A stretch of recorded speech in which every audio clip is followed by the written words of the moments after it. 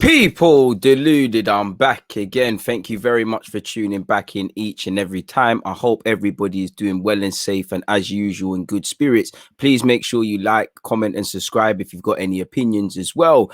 Also hit the like button, do what you can for the engagement. Now, in relation to Arsenal's young players, I've been doing my little loan report. I'm no expert, but I like to follow the progress of our players, who can make it here, who can't, how they're developing. They go through ups and downs. Several players have gone through ups and downs already on loan. You look at someone like Matt Smith, who won't be included today, flying high at Swindon, then actually lost his place at Swindon, and now he's at Charlton where he can't buy a game. And these are things young players in particular are going to have to deal with. 1 minute you're in the team, 1 minute you're not, for whatever reason. Football's a funny old game of opinions, and I think this is the stage they're all looking at. Particularly the Hale boys. I think all of them are going to come back in August, first and foremost, knowing exactly where they are and how they can improve. And I just feel they will develop, because this is better than under 23s football. What the players at under 23s level at Arsenal that are of the stage to go out on loan, what are they learning realistically at this level? Not just at Arsenal, but elsewhere. But let's get straight into it. Let me share my screen with you. Now, obviously, due to international, the break and things, some things have been affected. But let's start with Mavropanos. Now, his side, Stuttgart, it was on BT. I know some of you also saw it. Stuttgart 1, Werder Bremen 0. Now, there was plenty of shots, if you want to call it that. Very few hit the target. I'm not going to lie. It's not a game where I would say you would have learned anything about Mavropanos, really. He wasn't put under sustained pressure. He wasn't pulled from pillar to post by the striker. It was a low-key affair. He didn't have much to do, if I'm completely honest. The winner came, I believe, 8 or 9 minutes from the end of the game. So it is what it is, people. Mavropanos is having a good loan spell. There's talk of coming back to Arsenal, talk of being sold, talk of going out on loan again. My personal opinion is I do believe he deserves an do I think he's quite off the level for Arsenal's first team right now? Potentially not.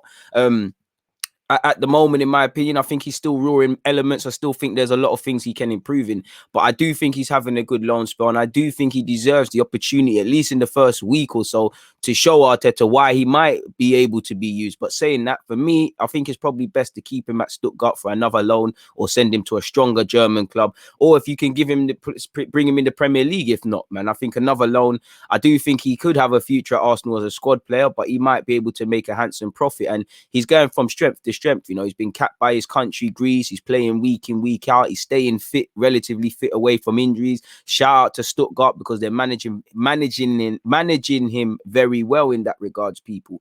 But in relation to this game, he had not much to do, people. He's playing against Werder Bremen, who at the time, back-to-back defeats, they've been a bit woeful. Both sides typically do play free at the back, people. So I was constantly, or both sides can play free at the back. So I was keen to see what happened in that regards. Definitely. Why is the light moving mad? Sorry, people. Sorry, you lot can't see it, but I need to turn down the light above me.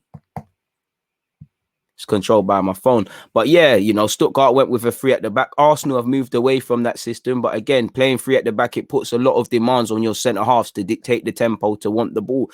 And I do think that's an element Mavropanos can improve. I think, that's one thing I think will go against him in comparison to a Gabriel, a Saliba, a David Luiz, to a degree, a Pablo Mari, Holding and Chambers.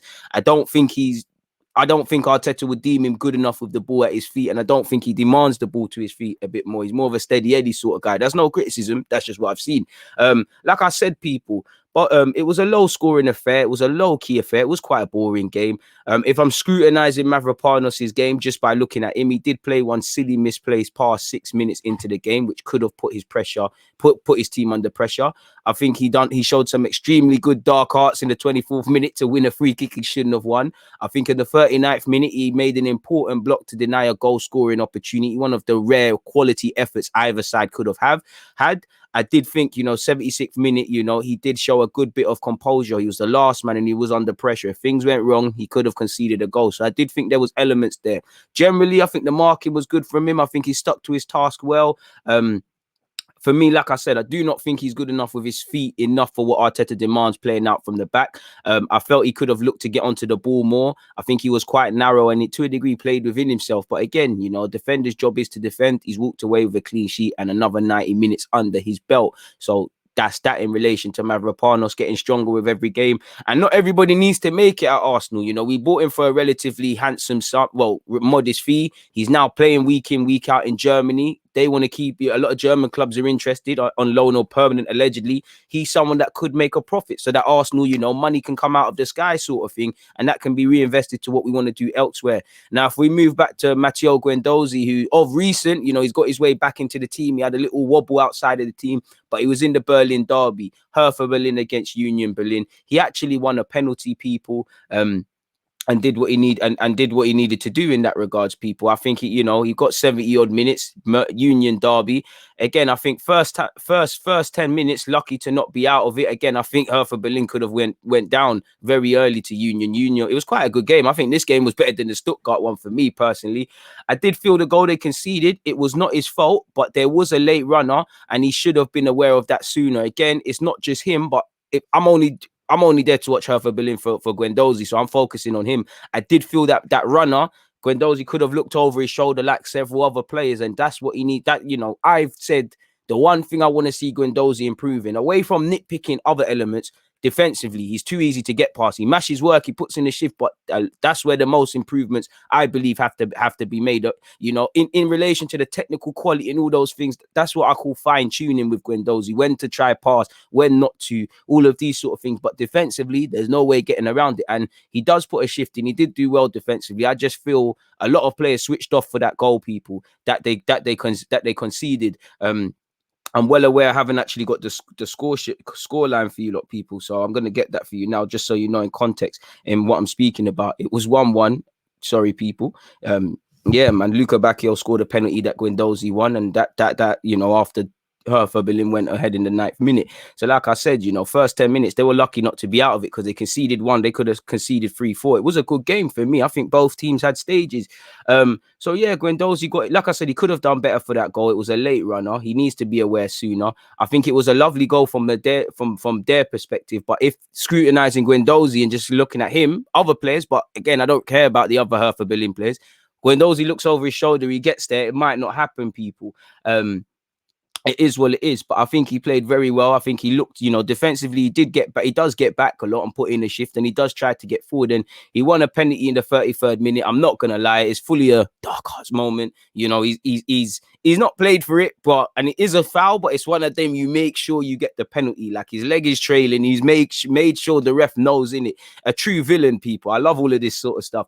I love his attitude as well. 26th minute, I'm sure those of you who watched it on BT saw there was a bit of handbags, and him and the other guy got a yellow card, but in his 70 odd minutes, I think he did all right. And another one, I hope he has a future at Arsenal, but he's another one. Can we look to make a little profit? You're not going to make as much a profit as I believe, but considering you got him for 7-8 million, if you can double that, put a sell-on fee, add that to what you might already have in the transfer kitty, you can move forward. Now, probably the headliner of this week, not Maitland-Niles. Well, Maitland-Niles was part of a good team performance where West Brom shocked Chelsea last week. But Joe Willock, unhappy to be benched. You heard his manager. His manager said he wanted him to come on, run about, and get in goal-scoring opportunities. And that's what Joe Willock so far is made for. When the game is about gear and not necessarily idea, and it's about industry, Joe's got all the tools. He's got the engine. He's got what he's needed.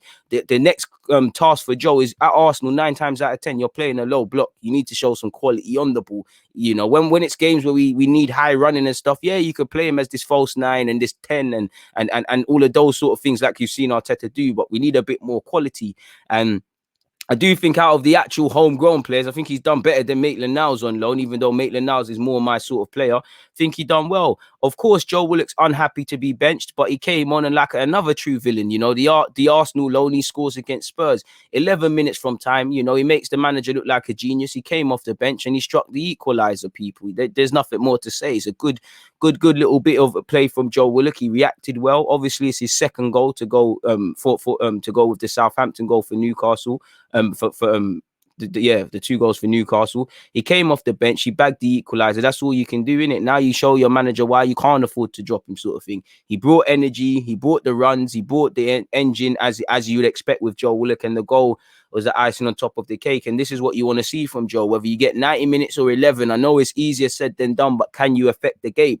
and he's done so, people. He's having a positive loan spell. You know, a decision has to be made. You know, he is homegrown. We can't sell all the homegrown players. I think Joe Willock will be back at Arsenal next season. But if Newcastle say we want to take you on loan, provided they stay up and give you another a loan fee for Joe, could Arsenal turn that down? Maybe they might even say a permanent. Should Arsenal turn that down?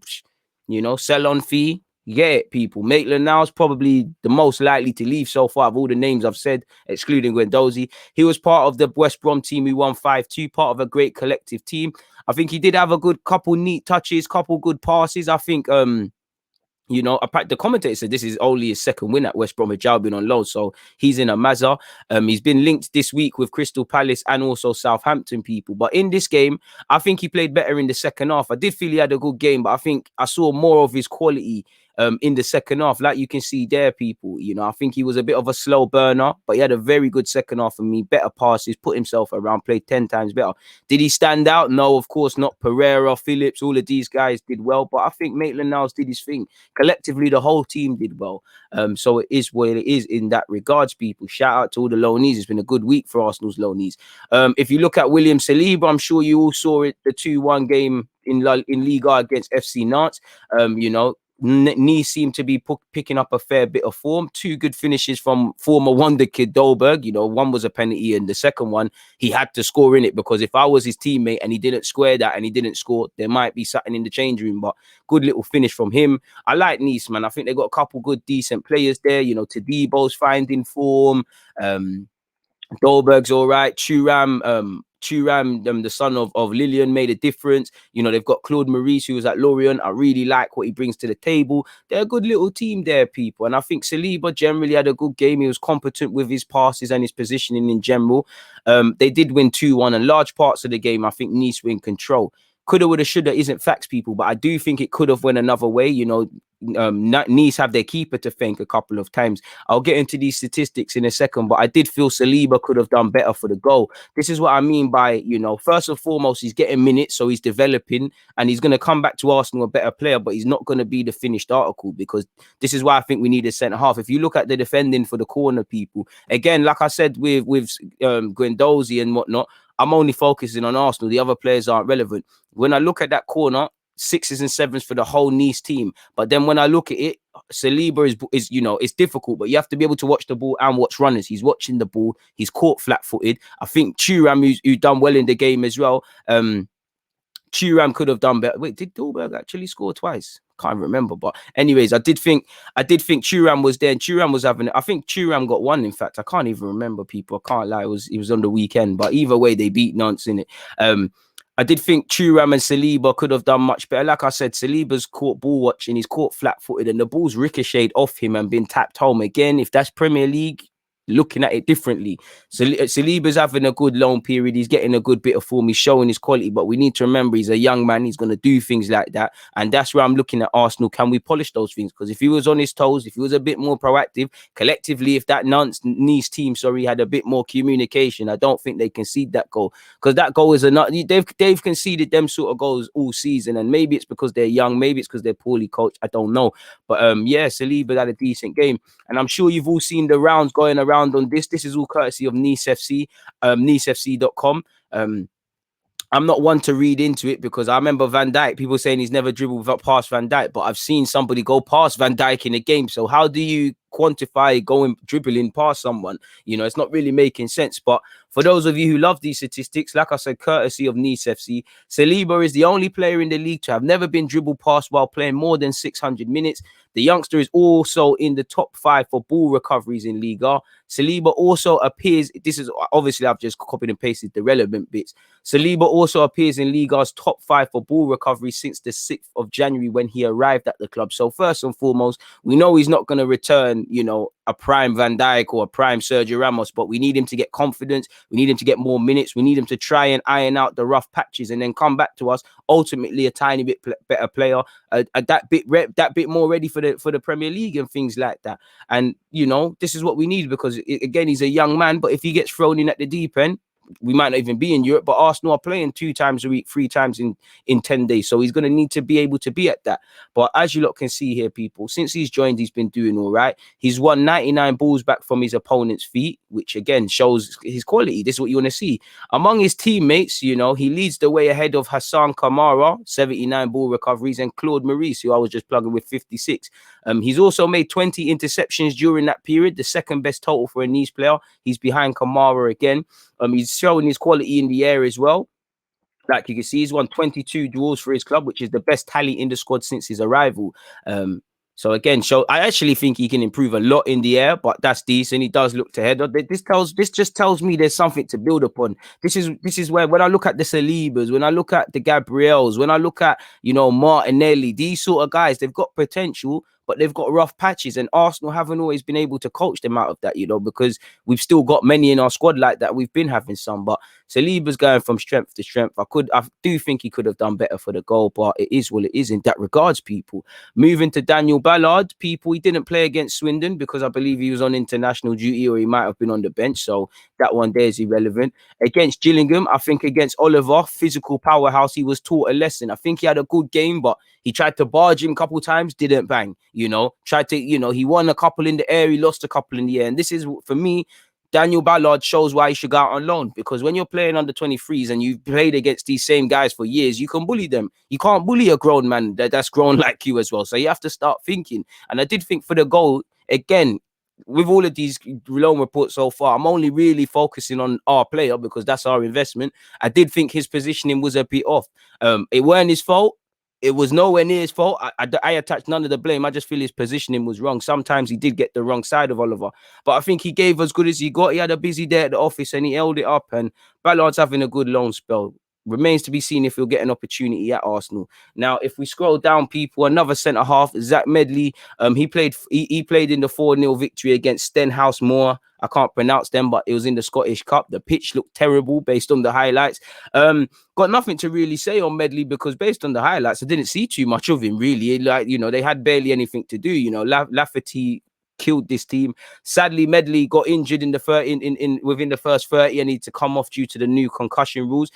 Positive news is that he's all right and he's good to go. As you lot can see, a statement has said here, Zach had a facial injury and suspected concussion and was removed from playing the 30th minute under the new concussion substitute rule. He has been assessed by a specialist and has facial bone bruising. Thankfully, after a further assessment, concussion has been ruled out. So, you know, he's going to look ugly for a sec. I'm sure, you know, his girlfriend will still love him, provided he's got one, but it's better than it could have been. You know, it's not a concussion and all of those sort of things. So he's good to go. And he'll return to training and he should be in contention for Saturday's match against Ross County, which is going to be a big game for Kilmarnock as they fight to stay in the league. So it is what it is. Unfortunately, he got injured. Harry Clark's having a good loan spell at Oldham, playing as part of a back three. He's loving it. I did think for the goal they conceded against Stevenage in that 1-0 L, I did think he was caught flat-footed. Again, I'm only watching these players. I'm only watching Arsenal players. I did think he was okay. Did nothing special, nothing of note. Stevenage also missed a penalty and they could have made it 2-0.